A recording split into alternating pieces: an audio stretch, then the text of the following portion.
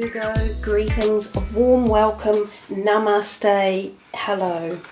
Guys, welcome to your September reading with me. You can see on the table before you we have an interesting layout here. We are going to pull from 3 decks. Each deck will be using 4 cards.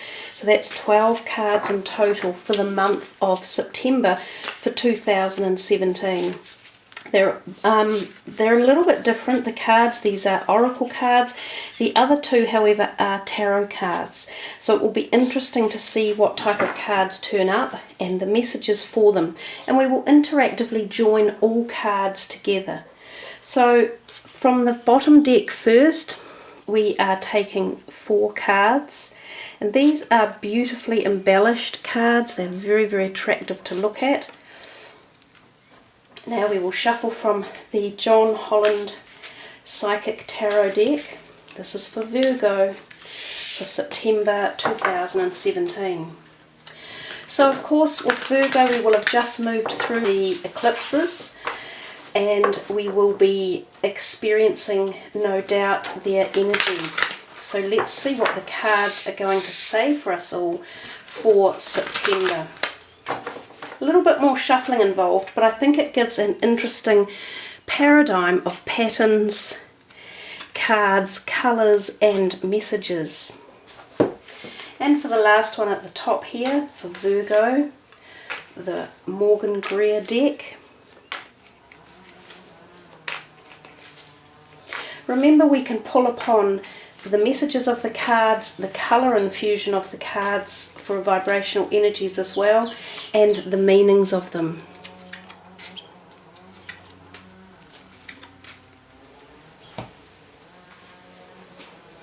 So there we have the 12 cards for your month of September. What a colourful looking table we have in front of us.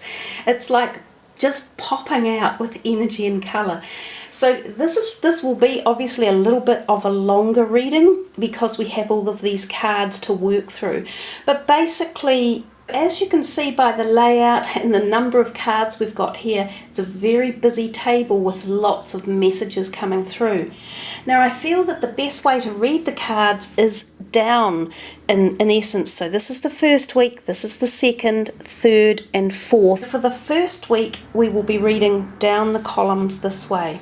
That makes the most logical sense because each week we are interpreting the different messages from the decks of cards. Now in your total reading you have 3 major arcanas, you have 2 cups, a wand, a sword and a pentacle as well, and then we have the oracle cards down on this bottom row. So interestingly enough, at sort of a diagonal conjunction here we have the Fool and then the Magician, and they are the first 2 cards in the deck. So I think that assumes that we could be seeing you guys move into some sort of change, and you will have experienced most likely something that has evolved from the recent eclipses. Eclipses are all about the hidden stuff in our life that we either don't want to face, or we've been hiding from, or we've been trying to figure out what it is that we're wanting or seeking for in life. And eclipses can make this bubble up and come to the surface. Sometimes it's confrontational and we're not that excited about it. Other times we get that feeling of, oh great, now I can see what it is I want and where I want to go. So let's come here and look at this first week in September, and we see here 2 major arcana cards in that row for you, and then at this oracle card at the bottom. So the Fool tells us at the very beginning of September here, you may be thinking of heading into some sort of new avenue for yourself, and quite often this is at a spiritual level. It can be about learning more about who you are as a person, your needs, wants and desires, and your passions in life. And often when the Fool is around, he puts himself first and he says, I don't feel as though I'm going to be needing to think about too many other people at this point in time. My needs are very important and I need them met. So oftentimes the Fool can show us a new personal journey, but it can also be at the physical level. So taking on a new job, moving out of a relationship, moving into a new country, or learning new skills that can take you further in life. Sometimes it can be uplifting a new philosophical or religious belief. It's things like that that the Fool really harnesses. And it doesn't surprise me because it's actually still Virgo's kind of birthday energy in the September period as well, and especially in that beginning part of September. So for a lot of you, you'll be feeling the double whammy of an eclipse energy as well as your birthday energy. Because remember, at the marking of our birth every year, we are receiving another set of blueprints being downloaded to us from our origin, where we started off before a human and when we were in the spirit world. We have all of these rules and instructions that we need to follow in this life to fulfill the reason that we came here.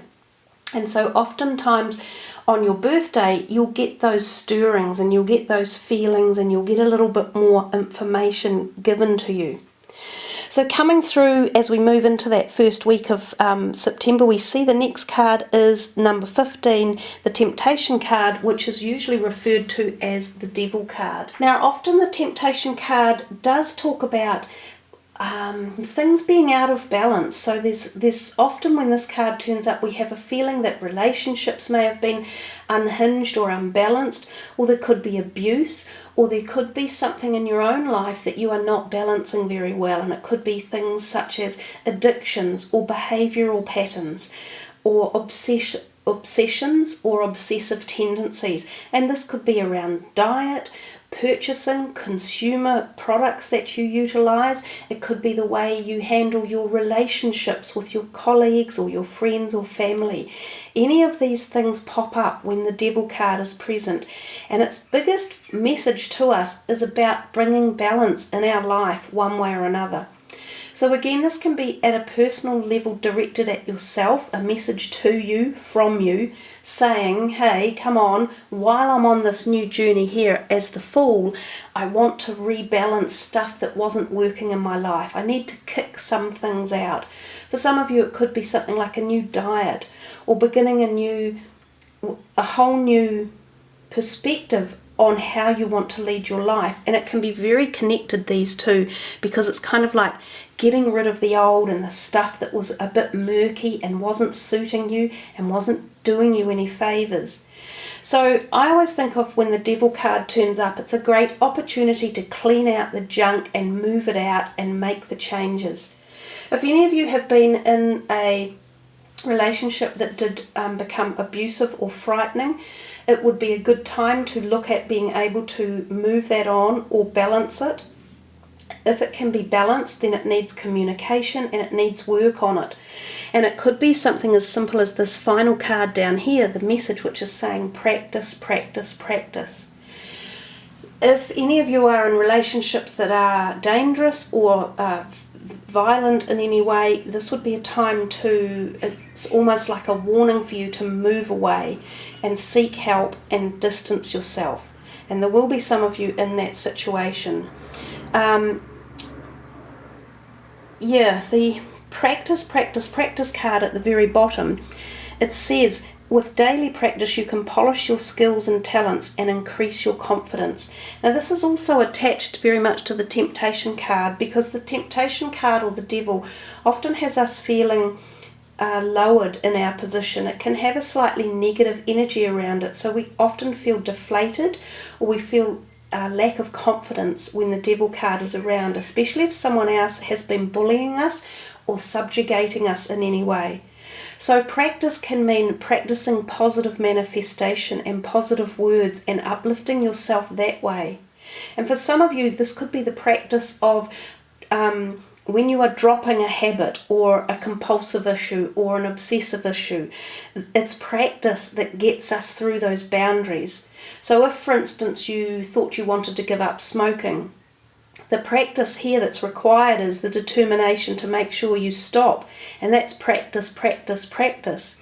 The more you do it, the more it becomes a fixture of wanting to drop something by the wayside. And they say it takes 21 days to break a habit. So it's not something that occurs instantaneously. It's all about hard work. Now, Virgo, the other thing I felt too when I was just starting the readings for you was that some of you may have had a little bit of fear, and I don't know where that's from, whether it's from a personal relationship or whether, as I said before, it's about a lack of your own self-confidence. It's time to let that drop, and I do feel this really strongly with this card here.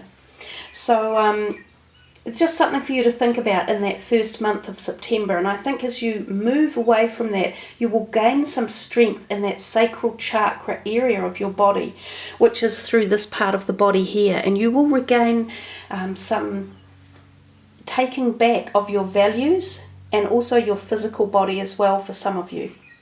We come to the second week, we see the Ten of Cups, the Magician, and then we see everything's okay. Now that row in itself, the 3 cards there in a row are very powerful and very, very positive. The 10 at the top, 10s do signify the ends of a cycle and ready to move into something new. And it's no coincidence that it's also beside the Fool card. So there's a lot of new energy coming for you guys in September. That 10 of Cups radiates happiness and companionship and cooperation between people. These two here have their arms linked and they are toasting their success. So there are partnerships involved. It often heralds some form of happy relationship in your life, and one that has been around for a while possibly, and where there are successes in the feeling of love or happiness or harmony. So somewhere in your life there are support people there for you. They could be family members, or they could be very dear friends, or they could be romantic partners, but there is a feeling of support and companionship with you as you head into newness as well. And underneath we have the Magician, and it's about your personal awareness, very connected to the Fool. So the Magician is about an opportunity or a window in time where there is a magic opening, and it's almost as if what you wish for you will receive. But remember, again, all of these things take work and effort. You have to actually be physically onto it when these opportunities come. You have to be engaged in wanting to take the opportunities further. So what I usually find with the Magician is something could turn up, like the hint of a new job, or the hint of a new diet, or being able to remove yourself from a negative situation, presence, or person. But you have to follow through with your own workings on it and your own energy. And if you don't, then that magicness or the magic essence of the Magician dissipates out and it's wasted. So when it's here, it is a very wonderful time of opportunity to create something powerful and new within your life that you're kind of dreaming of. And then we get this beautiful card down here that says everything's okay. And it says, don't worry guys, it's all working out in a beautiful way. And again, that's just another positive manifestation message for you, especially in that second week of September. It's a beautiful row to look at. We come to this third row, we see the 3 of Cups, the 5 of Swords, and then emotional healing. Now the 3 of Cups actually sits quite nicely with this one here, and it has this kind of energy of happiness and gaiety, friends and parties, events and outings. So sometimes this can indicate literally that you are having quite a social time in September, and this card has a very similar energy as well. Now the 3 women can also literally be involved in this, and they can be again friends or cousins or family members, but there's this great feeling of support, networking, conviviality and enjoyment when those 3 get together. So keep an eye out for that and see if it actually does happen for you in September, a group of 3 going on functions or outings or joining up together. It can often be too around things like a celebratory event such as a christening or an engagement or a wedding. And again, this card has a very similar feeling. Some of you may be having a wedding or a christening or an engagement or a 21st, or some of you may be going to one. We come to here and we see conflict and defeat, which is kind of the very opposite of this card. So conflict and defeat is the 5 of Swords, and it is when there's a little bit of tension in the air and there can be discussions going on, or someone has riled you and they've either argued about a situation that you no longer want to just let go. So it's almost like a red rag to a bull, and you're going, no, I want to have my say and I'm going to get my point across. And oftentimes this can be when there's a bit of inflammation in communication, and it tends to get ragged and raw, and often you will succeed, but the people you are dealing with can be walking away from you. Now sometimes that's not the best choice or the most optimum way out. So if you have a situation where there are energies where people are causing tension, or you've got arguments about something that needs resolving, try and think of the best way forward and mediation. Try to think of the best words to use and listen to other people's perspectives as well. Usually if we can all sit down together and actually talk things through, we come to some middle road which kind of can give everyone a little bit of satisfaction. And then we come down here to this emotional healing, which sort of says, if this does happen up here and you feel either left out, or someone has walked away or moved away from you, or there have been some arguments along the way, know that your heart is going through the healing process. And this card here gives us this essence of allowing emotional healing to come in. So whatever happens there, there is this feeling of nurturing afterwards and feeling as though you're on the road to recovery with it. But I think even more benevolent with this card, it says here, as you heal old emotional pain, you receive new blessings and love. So there's such an empowerment within that card. And I wonder if it takes itself all the way back through here to the temptation card and the moving away of something negative there. Sometimes that's very hard for us to be in a situation where we have either felt abused or we haven't been balanced in ourselves or relationships, and it can be painful. But seeing this coming back here and all this beautiful healing energy around and allowing you to experience new blessings and love is very, very engaging, and it's very promising for you. So I think whatever's around in September is quite short-lived if you utilize the buoyancy of the energy that's out there and grab onto it. We come to this last week here and we see the 4 of Wands, the 5 of Pentacles, and the Children card. So the 4 of Wands starts off again very similar to the 3 of Cups, and it suggests to us that there is gaiety, there is happiness, parties, celebrations. Some of you, this could be inferring that you are moving to a new home. Now, some of you may have to move, others it could be by choice, but usually this indicates that it will be for a happier reason. And this could be a little bit involved with some of the fear that you might have been feeling. So for some of you, you might be having to move somewhere that you're a little bit worried about or concerned about. But if you grab onto all the positive cards in this reading, like the Fool and the Magician and this emotional healing and this one down here, you'll soon find that if you follow those energies and allow them to be the focus of your change of residence or change of feelings coming, you'll be sailing, on top of the moon, and you'll just be as happy as can be. I see we've got 2 5s here together, so I think the 5s have a little bit of a determined message for you. Now the 5 of Pentacles is often considered a card again of a little bit of negativity, and they're both attached to each other right here as well. So towards the end of September, there is something for some of you that you're going to just feel that little bit of heart pain and annoyance around.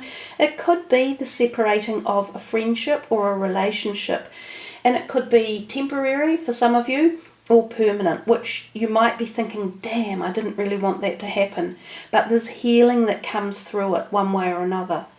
This also tells us to be a little bit careful about the money we are spending.